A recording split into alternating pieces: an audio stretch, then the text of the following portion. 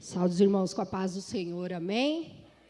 Amados, por gentileza, abram as vossas Bíblias em Romanos 16, 3.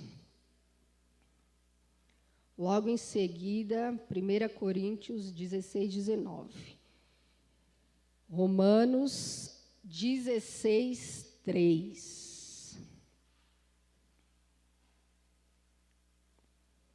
Amém, amados? Vou iniciar a leitura. Romanos 16, 3. Saudai a Priscila e Áquila, meus cooperadores em Cristo Jesus, os quais, pela minha vida, expuseram as suas cabeças. 1 Coríntios 16, 19. As igrejas da Ásia vos saúdam, saúdam vós afetuosamente no Senhor, Áquila e Priscila, com a igreja que está em sua casa. Amém, amados? Irmãos, dando continuidade às pregações que vêm sendo feitas aqui na nossa igreja, a respeito do culto no lar, do grupo de convívio, hoje eu quero trazer uma reflexão sobre Priscila e Áquila, esse casal que nos inspira sobre essa questão dos cultos, de ceder a sua casa para ser uma igreja. E sem querer enfadar os irmãos, para conhecer um pouco, resumidamente, sobre Priscila e Áquila, eu vou ler com os irmãos um resumo breve da trajetória de ambos. Quem eram Priscila e Áquila? Priscila e Áquila, um casal citado no Novo Testamento, auxiliaram o apóstolo Paulo e evangelizaram em Éfeso e Roma. Priscila e Áquila são mencionados sempre juntos na Bíblia e são um bom exemplo de um casal atuante na obra de Deus. Áquila era judeu, natural de Ponto. Já Priscila não teve a sua origem revelada na Bíblia. O casal morava em Roma e tiveram que sair da cidade após o decreto do imperador Cláudio, que ordenou a expulsão dos judeus da capital romana. Fugindo da perseguição, Priscila e Áquila foram para Corinto, onde conheceram Paulo de Tarso. Paulo e o casal tinham a mesma profissão e passaram a trabalhar juntos na fabricação de tendas.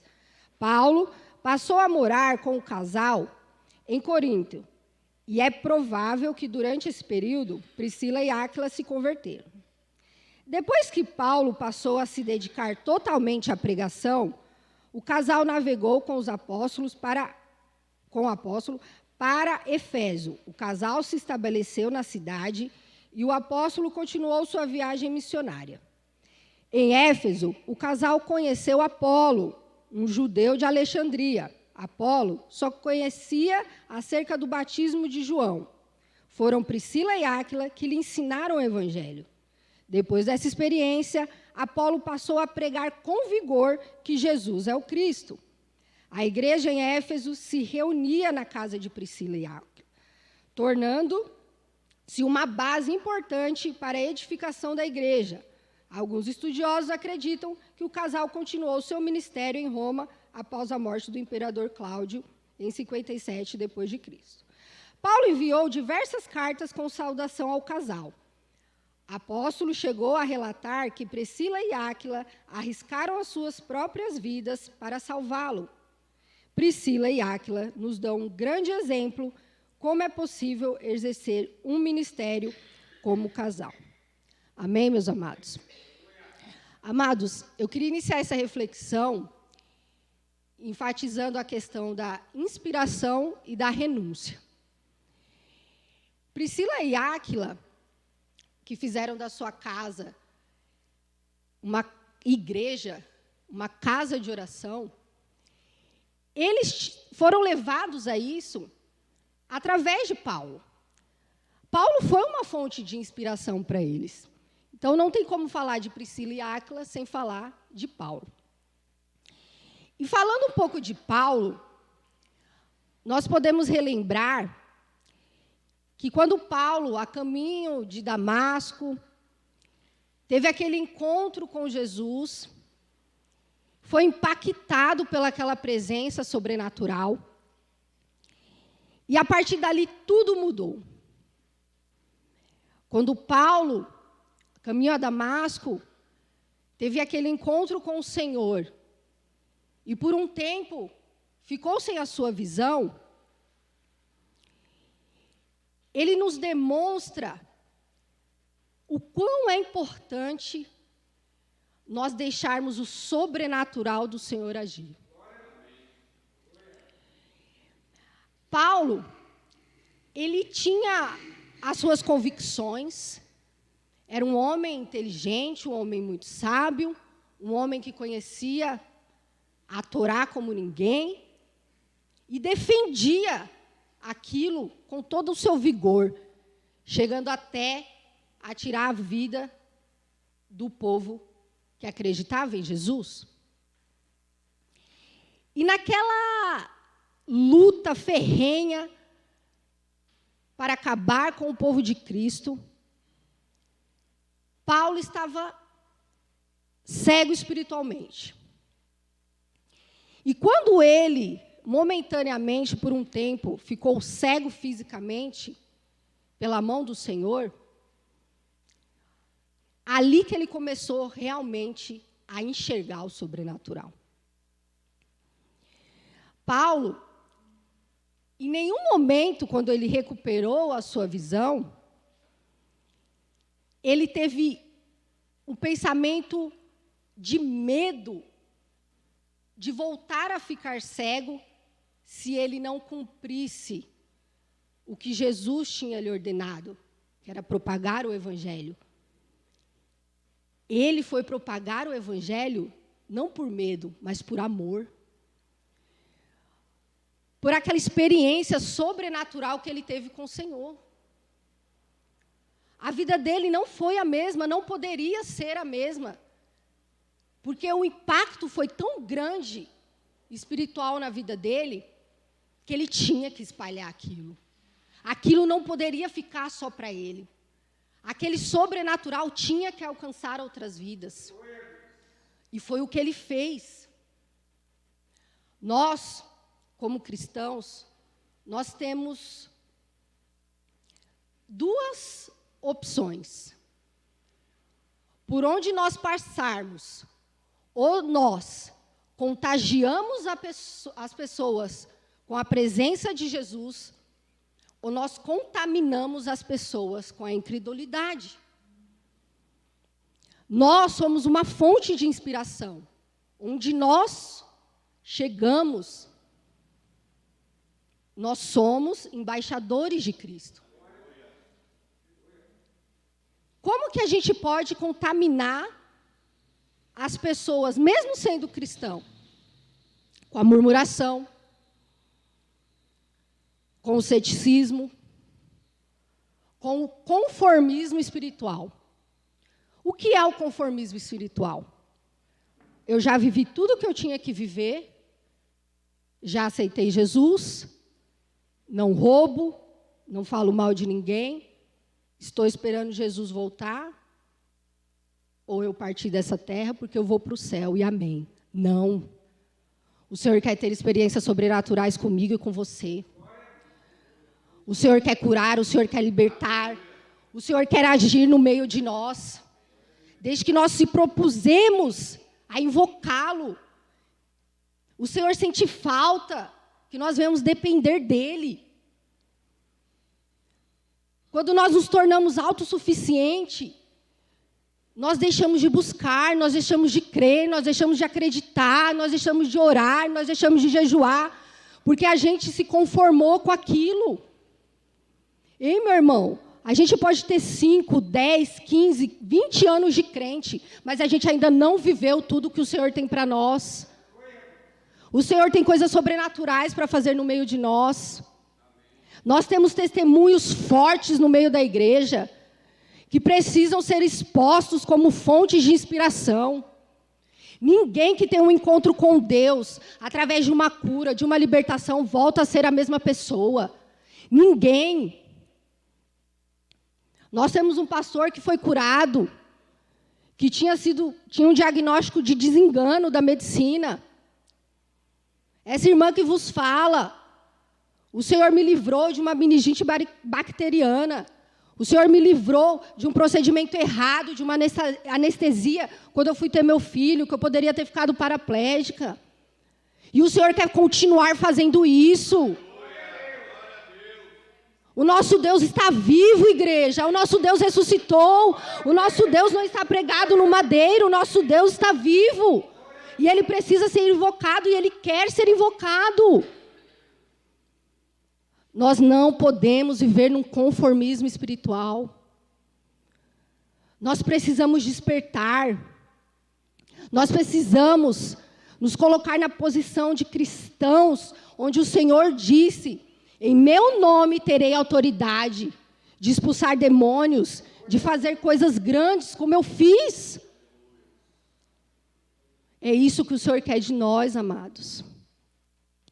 E Priscila e Áquila é um exemplo sensacional, porque é muito forte quando Paulo diz que eles expuseram as suas cabeças em prol do Evangelho, em prol da palavra de Deus. E outra coisa muito importante, nessa visão que o Senhor deu para o pastor, da importância do culto no lar, do grupo de convívio, é a questão da divisão. O Senhor, Ele não trabalha em reino dividido. E a nossa família, Áquila e Priscila, representam aqui a nossa família. Eles são um casal com o mesmo propósito, com a mesma visão. Estão unidos naquela fé para pregar o Evangelho, custe o que custar. E quando nós dispusemos a nossa família, abrimos a porta da nossa casa, nós estamos fazendo como Priscila e Áquila. Nós estamos estabelecendo ali uma unidade que vai se multiplicar.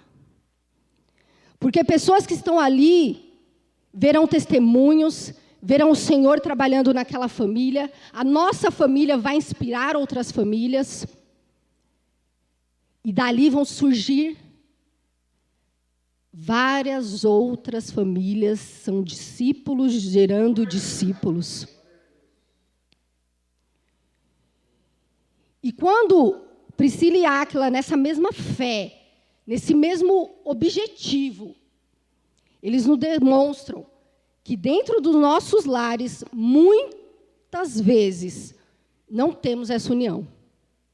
Não temos essa mesma visão. E a questão da inspiração. A primeira inspiração que nós temos é dentro do nosso lar. É dentro da nossa família. Quando o nosso marido nos elogia, nós ficamos contentes. Quando o nosso filho chega da escola com uma boa nota e nós damos os parabéns, ele fica contente. Ele fica com vontade de querer fazer de novo para receber mais elogio. E ali nós somos o espelho para os nossos filhos, e quando eles veem nós clamando, vê a gente orando, vê a gente buscando, vê a gente falando, vamos evangelizar, vamos fazer um culto na nossa casa, vamos ganhar almas, aquilo ali inspira eles. Vocês acham que Priscila e Áquila seriam capazes de dar as suas cabeças se eles não tivessem se espelhado no que Paulo estava fazendo? Como Paulo estava agindo? Como Paulo estava pregando o Evangelho? Eu creio que não. Paulo, como fonte de inspiração, ele não foi egoísta. Ele poderia muito bem... O Senhor me deu essa unção tremenda. Eu vou por todos os lugares que Ele me mandar, sozinho, e vou orar, e vou libertar, porque eu estou naquela unção. Não. Jesus não andou sozinho. Nós não podemos andar sozinhos. Essa união, essa dependência do irmão, esse compartilhamento, isso só faz crescer a nossa fé. E nos ajuda a manter a nossa fé. Falando ainda de inspiração, nós, por mais firme que nós estejamos na fé, orando, buscando, jejuando, os acontecimentos do dia a dia, eles podem nos abater. Nós somos carne. Mas o que não podemos é nos deixar presos, fixos nesse abatimento. Nós podemos passar por ele, mas a palavra já diz, passar. O povo passou pelo deserto. O povo continuava caminhando pelo deserto. Eles não estabeleceram uma casa ali. Eles eram passagem. E falando ainda de inspiração, esses dias, eu passei por uns dias de angústia, onde eu me deparei com uma situação de injustiça que não estava ao meu alcance resolver, e a outra parte não se disponibilizava a resolver, e aquilo me abateu, porque quando a situação foge das nossas mãos, dos nossos controles, nós nos desesperamos. Mas quando nós colocamos a situação no controle de Deus, tudo toma o rumo certo. E naquele momento, eu ali muito triste, abatida, orando ao Senhor, eu recebi uma mensagem, e a irmã falou, eu estava orando e o Senhor me incomodou para orar por você. E naquele momento eu senti o abraço de Deus. Porque quando você se coloca na dependência do Senhor e fala, Senhor, eu não tenho controle sobre essa situação. Eu não sei o que fazer, eu estou triste, eu estou abatida. Me acolhe neste momento, Senhor. Ele acolhe. E aquela irmã foi falando e ali as minhas lágrimas foram cessando. E ao passar do tempo, quando eu fui notando, eu estava sorrindo. E aquela dor já não estava mais me abalando, me afligindo. E aquela irmã começou a me enviar mensagens e coisas que me inspiraram a voltar ao que o Senhor queria que eu estivesse, na posição que o Senhor queria que eu estivesse. Essa é a importância. Por quando nós, mediante essa visão que o Senhor deu para o pastor, do grupo de convívio, nós podemos ajudar uns aos outros mais próximos. Nós podemos conhecer as fragilidades, aquele ponto que nós, às vezes, nem imaginávamos que a pessoa sofria naquela área, e aí a gente começa a trabalhar ali. E a gente começa a inspirar aquela pessoa a crescer, a se desenvolver naquilo. E foi maravilhoso ver o agir de Deus através daquela irmã, que me inspirou. Agora falando um pouco mais da oferta de sacrifício, que foi a vida de Paulo e, sucessivamente, a vida de Priscila e Áquila. Eles ofertaram a sua vida, literalmente, para o Evangelho. Priscila e Áquila não só abriram a sua casa para fazer uma igreja, eles eram uma igreja ambulante. Eles eram essa igreja em movimento. Porque quanto mais pessoas eles atraíam para ouvir o Evangelho, para aprender do Senhor, mais o Evangelho crescia. E essa é a vontade do Senhor para as nossas vidas. Que não sejamos mas que nós nos multipliquemos. A unidade que se multiplica. Quando Priscila e Áquila, naquele mesmo propósito, tomaram essa decisão, pelo Evangelho, de renunciar à sua vida, Como a palavra diz, eles se tornaram uma só carne. Um só corpo. E nessa visão, eu creio que o Senhor fará maravilhas no meio de nós. Quanto mais orarmos no mesmo propósito, nesse propósito de crescimento espiritual, de oração, de libertação, em nome de Jesus, todo o conformismo espiritual vai cair por terra. Toda essa barreira, tudo que trava, nós temos mais intimidade com o Senhor, vai cair por terra. Que em nome de Jesus, essa noite, todo o espírito maligno que se levanta no meio de nós para colocar frieza espiritual, todo espírito que não deixa a tua igreja sentir a presença, seja amarrado em nome de Jesus. Nós não aceitamos isso. Nós queremos viver o sobrenatural do Senhor. Nós clamamos por isso. E o Senhor se agrada quando nós clamamos pelo sobrenatural, quando nós clamamos por intimidade. O Senhor derrama cura, o Senhor derrama libertação. E é isso que nós vamos tomar posse em nome de Jesus daqui para frente.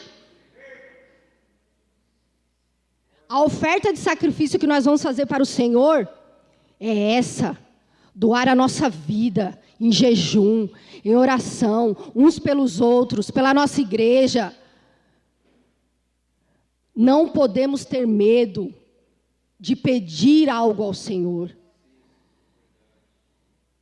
Foi pregado aqui um mês sobre paternidade.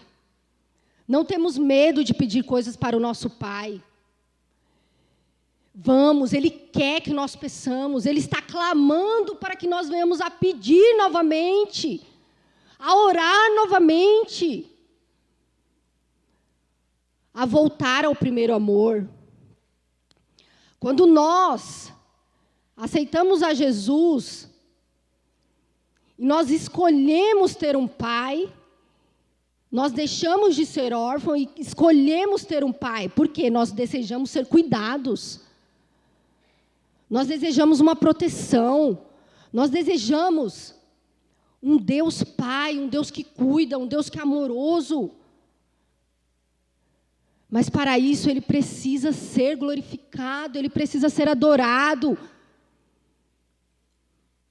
Nós precisamos acreditar, voltar a acreditar no sobrenatural. Nós precisamos começar a viver, a testemunhar a glória de Deus no nosso meio. E isso só vai acontecer quando nós nos abrimos. Não só a nossa casa física, mas nossa casa espiritual. Quando a nossa casa espiritual se fecha, como que nós vamos poder abrir a nossa casa física? Como nós vamos conseguir abrigar pessoas para falar do amor de Cristo, se nós estamos fechados para o amor de Cristo? O que somos é um presente de Deus. E o que nós nos tornamos é um presente para Ele. Porque é através da libertação que nós nos tornamos filhos do Senhor. É através do poder dEle que nós nos tornamos, deixamos de ser a velha criatura para sermos nova criatura em Cristo Jesus. E que em nome de Jesus no nosso meio, nós venhamos ser novas criaturas a partir de hoje. Não só de nome. Eu aceitei Jesus há tantos anos atrás. Mas, Senhor, eu quero todos os dias, Pai, ter uma nova experiência contigo.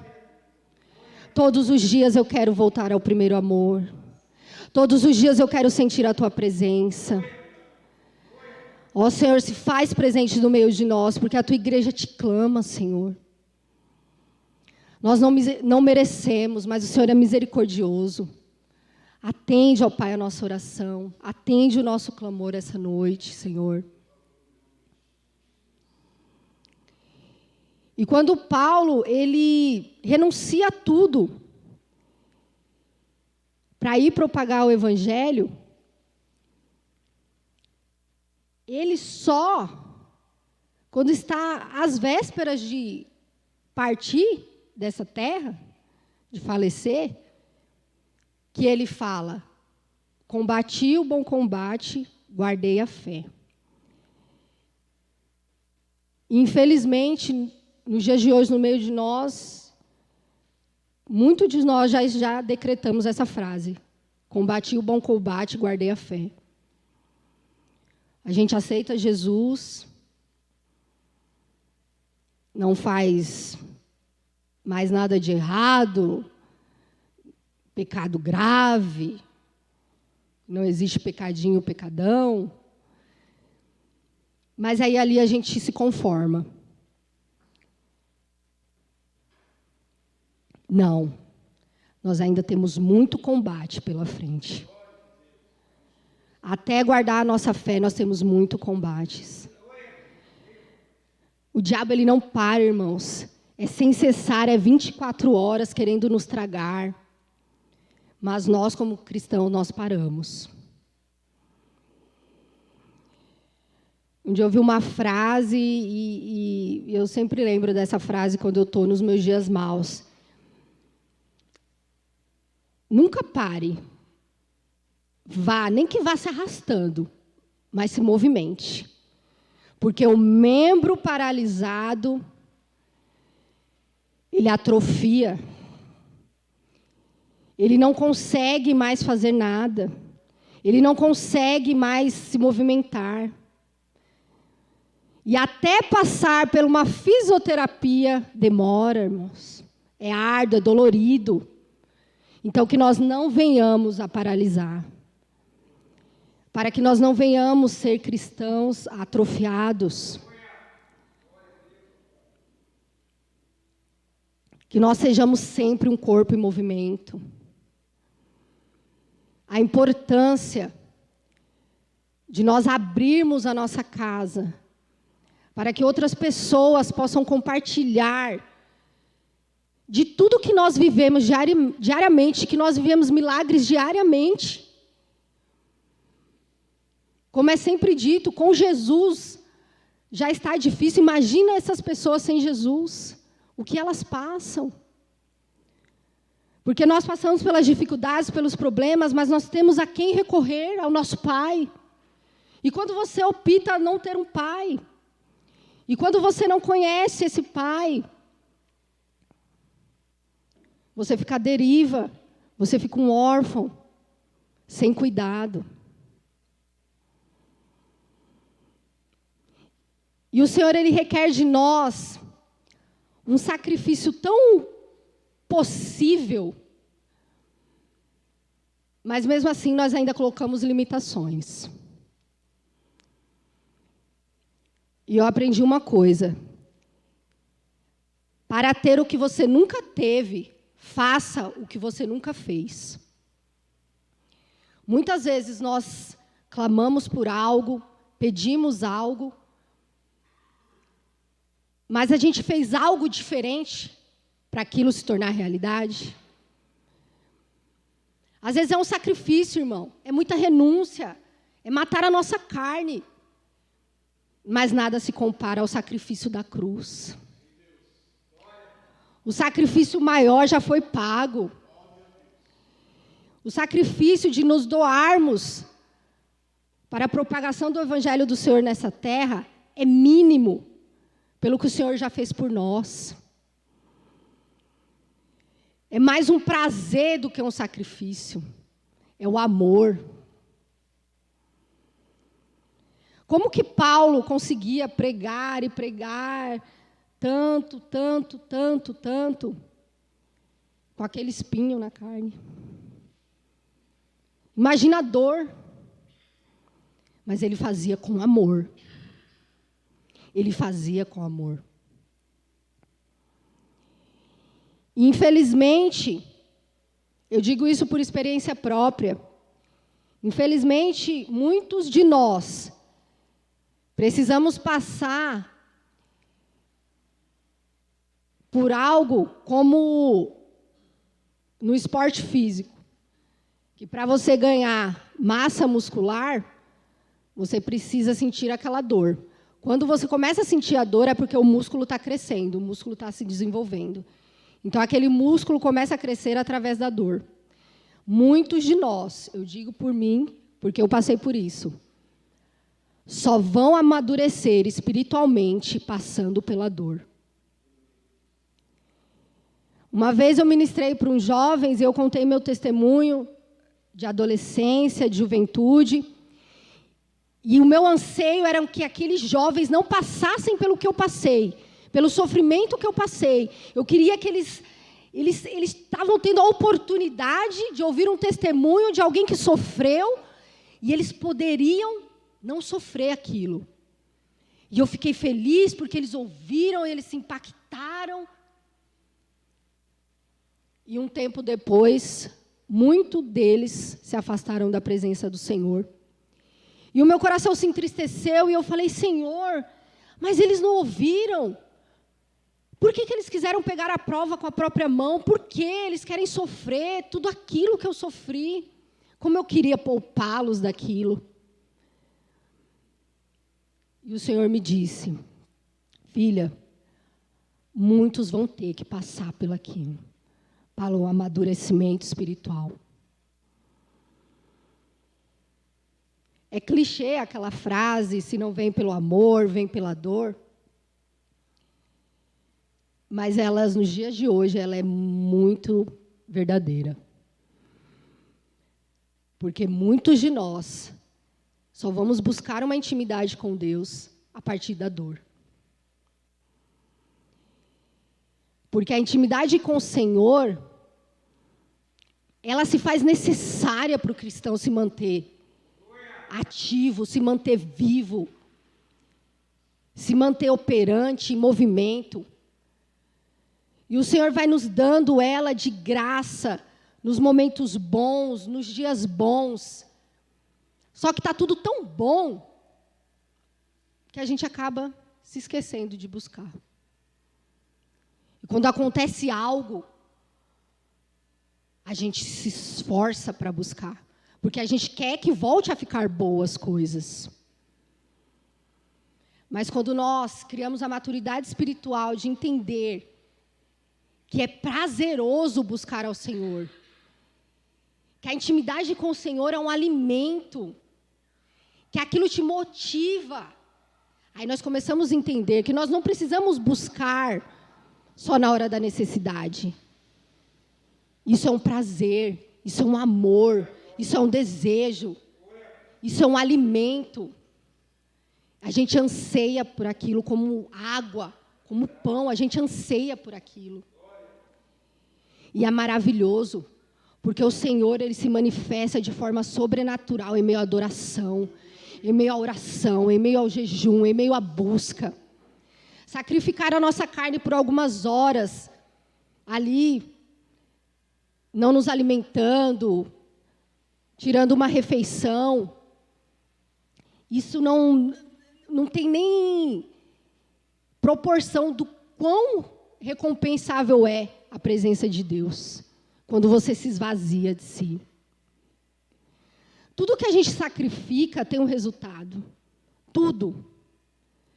Se a gente se sacrifica numa dieta para ter mais saúde, você vai ter resultado. E por que não se sacrificar para buscar ao Senhor? Sacrificar o nosso tempo como oferta ao Senhor. Sacrificar o nosso tempo de oração pelo irmão.